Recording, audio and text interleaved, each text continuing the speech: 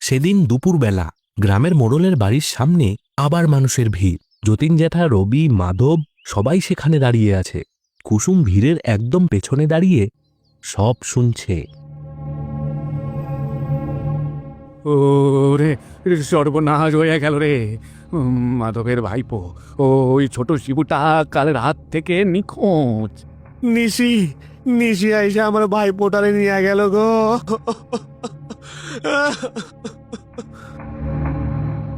শিবু নিখোঁজ, আর এদিকে বিমল কাল সারা রাত বাইরে ছিল, আর আজ সকালেই এতগুলো টাকা নিয়ে ফিরল।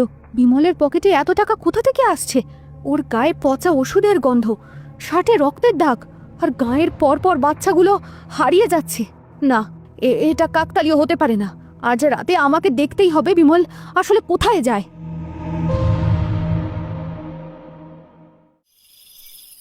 সেদিন রাত, পল্টু ঘুমোচ্ছে, কুসুম জেগে আছে। বিমল চুপি চুপি বিছানা থেকে উঠে দরজার খিল খুলে বাইরে বেরিয়ে যায়। এত রাতে আবার কোথায় যাচ্ছে ও? আজ তো ওর কাজে যাওয়ার কথা ছিল না। আমাকে বললো ওর শরীর খারাপ। না, আমাকে আজ ওর পিছু নিতেই হবে। পল্টু, তুই ঘুমা বাবা, আমি দেখি তোর বাবা কোথায় যায়। কেউ ডাকলে একদম বাইরে যাবি না। কুসুম সেই বাঁশের শক্ত লাঠিটা হাতে নিয়ে বিমলের পিছু পিছু অন্ধকারে বেরিয়ে যায়। বিমল গ্রামের রাস্তা ছেড়ে জঙ্গলের দিকে রাস্তা ধরেছে, যে রাস্তাটা সোজা গ্রামের শেষ প্রান্তের পোড়ো জমিদার বাড়ির দিকে গেছে। কুসুম নিঃশব্দে গাছের আড়াল দিয়ে তার পিছু নেয়, কিন্তু সে ঘুণাক্ষরেও ভাবতে পারেনি এই যাওয়াই তার জীবনের শেষ যাওয়া।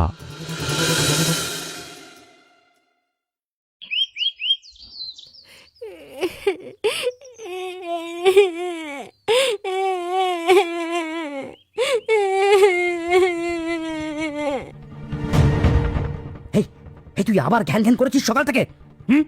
বাবা, মা কবে আসবে? আমার যে বড্ড খিদে পেয়েছে বাবা। কাল থেকে কিচ্ছু খাইনি। মা তো আমাকে কখনো না খাইয়ে রাখতো না।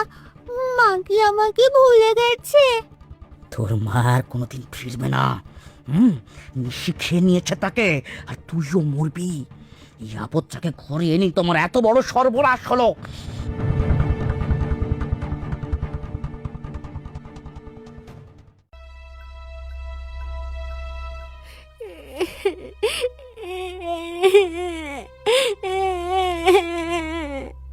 সেই রাতের পর কুসুমকে গায়ের লোকে আর কোনোদিনও দেখতে পায়নি। সবাই ধরে নিয়েছিল গায়ের বাচ্চাদের মতো কুসুমকেও নিশি তুলে নিয়ে গেছে। পল্টু, ও পল্টু, কাছে আয় বাবা আমার। দিদা, বাবা আমাকে আবার ঘরে আটকে রেখে গেছে। আমি খুব ভয় পাচ্ছি দিদা। আহারে, সোনার টুকরো ছেলেটা আমার না খাইয়া শুকাইয়া গেছে। নে বাপ, এইখানে দুইটা মুরগি আর বাতাসা আছে, জল দিয়া খেয়ে নে। দিদা, নিশি কি খুব বাচ্চা? নিশি কেন আমার মাকে নিয়ে গেল? মা কি আর আসবে না? ওসব কথা মুখে আনতে নেই বাপ। নিশি বড্ড ভয়ঙ্কর, কেউ নাম ধইরা ডাকলেও সাড়া দিবি না। আমি যাই, তোর বাবা আইসা পড়লে আমারে বকা দিব।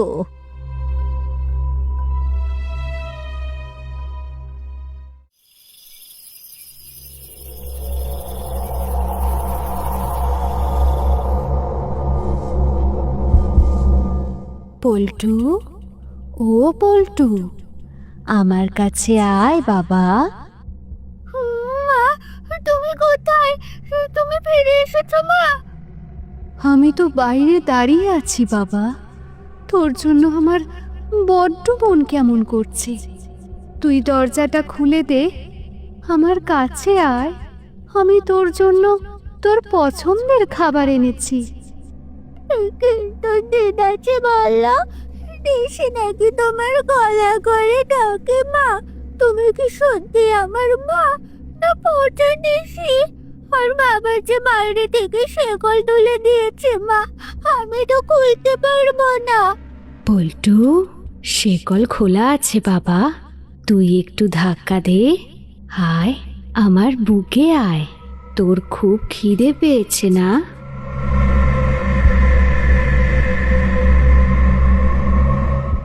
মা, তুমি কোথায়? কোথায় মা?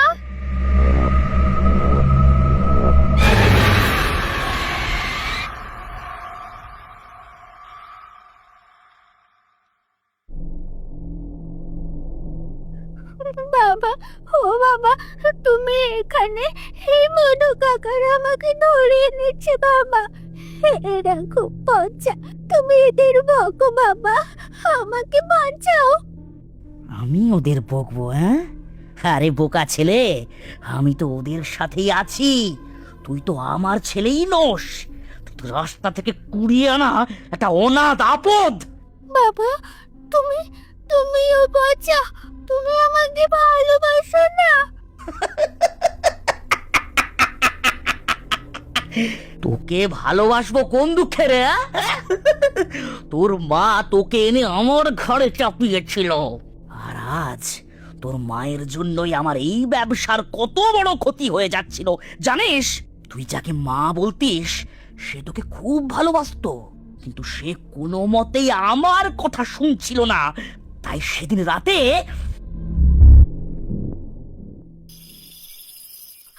ওরে ঠাকুর, এত রাতে এই ভূতের বাড়িতে বিমল কি করছে? ভেতরে কি মহাজনের মাল আছে? না, আমাকে দেখতেই হবে। বিমল, শহরের ডাক্তার বাবু তো আজকাল আইতেই আসবো কইল। মাল তো রেডি, ডাক্তার আইসা পড়লে কাটাকাটি শুরু করেন লাগবো। ঘুমাও শিবু বাবু, ঘুমাও, সকাল হতে এখন অনেক দেরি। আস্তে কথা বল তোরা, কেউ শুনে ফেললে বিপদ। শহরের ডাক্তারবাবু আসতে আর কতক্ষণ? এই শিবুর কিডনি আর চোখের দাম ওই নিতাইয়ের ছেলের চাইতেও বেশি পাবো আমরা। মহাজন আমাকে অগ্রিম 10,000 টাকা দিয়েছে, কাজ শেষ হলে আরো 20,000। আমার জুয়ার সব ধার শোধ হয়ে যাবে। তবে গায়ের লোক যে আমার করে নিশি ভাই বা ভয় পাইতাছে, এইটা দারুণ বুদ্ধি কিন্তু বিমল। আমি তো হরিদার বাড়ির পেছনে দাঁড়িয়ে হরিদার বউয়ের গলা নকল করে ওর ছেলেকে ডাকছিলাম, আর কাল রাতে হারু ডাকলো শিবুকে। গায়ের মূর্খগুলো ভাবছে নিশি ডাকছে।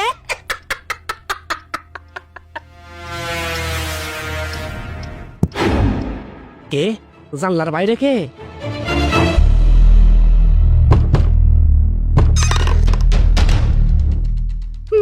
বিমল, হে আমি কি দেখছি? হে আমি কি শুনছি বিমল? সর্বনাশ! বৌমা, তুমি এত রাইতে এই জঙ্গলের ভেতর করতে গাইলা? কুসুম, তুই এখানে কেন এলি? তুই আমার পিছন নিয়েছিলি? ওরে আমার ঠাকুর, এটা তো মাধবদার ভাইপো শিবু। বাচ্চা ছেলেটাকে তোমরা এখানে দড়ি দিয়ে বেঁধে রেখেছো কেন? মধু ভাই, বৌমা সব দেখা ফেলাইছে, এবার তো আমাকে পুলিশে ধইরা ফাঁসি দিব। তোমরা মানুষ না পিশাচ বিমল? এই কদিন ধরে গায়ের বাচ্চাগুলো যে হারিয়ে যাচ্ছে, গায়ের লোক ভাবছে নিশি ডাকছে, আর সেই নিশি আসলে তোমরা এই গায়ের নিষ্পাপ বাচ্চাদের অঙ্গ কেটে শহরের ডাক্তারদের কাছে বেচছো টাকার জন্য। ছি ছি ছি ছি ছি! চুপ কর কুসুম, চুপ কর, চেঁচাস না, কেউ শুনে ফেলবে। তুই জানিস এই এক একটা বাচ্চার জন্য শহরের ডাক্তারবাবু কত টাকা দেয়? হ্যাঁ, আমার জুয়ার সব ধার শোধ হয়ে গেছে। এবার আমি তোকে নিয়ে শহরে গিয়ে রাজার হালে থাকবো। তোর কোনো অভাব থাকবে না, দেখিস, কোনো অভাব থাকবে না। ছি ছি বিমল, রাজার হালে থাকো? এই বাচ্চাদের রক্ত মাখা টাকা দিয়ে তুমি আমার সুখ দেবে? যে বাচ্চাদের আমি নিজের চোখে বড় হতে দেখেছি, তাদের কলিজা কেটে তুমি আমাকে শাড়ি কিনে দেবে? আমি এখনই গায়ে ফিরে গিয়ে মোড়ল জ্যাঠাকে, রবিকে সব বলে দেব। আমি কালী পঞ্চায়েত জাগবো, পুলিশ আনবো, তোদের মতো রক্ষসদের আমি জেলের ভাত খাওয়াবো। তুই গায়ে যাবি না? তুই পুলিশের কাছে সব ফাঁস করবি? আমাকে ছেড়ে দাও বিমল, তুমি এতটা নিচে নেমে যেও না। আমি তোমার পায়ে পড়ছি, শিবুটাকে ছেড়ে দাও, এই পাপের কোনো ক্ষমা নেই। তুই মর, তুই তুই মর, তুই আমার পথের কাঁটা। তুই বেঁচে থাকলে আমি কোনো দিন শান্তিতে টাকা কামাতে পারবো না কখনো। তুই মর। এ কি করতেছস বিমলদা? বোমার সাইতে মাইরা ফেলবি নাকি? চুপ কর মধু, ও বেঁচে থাকলে আমরা কেউ বাঁচবো না।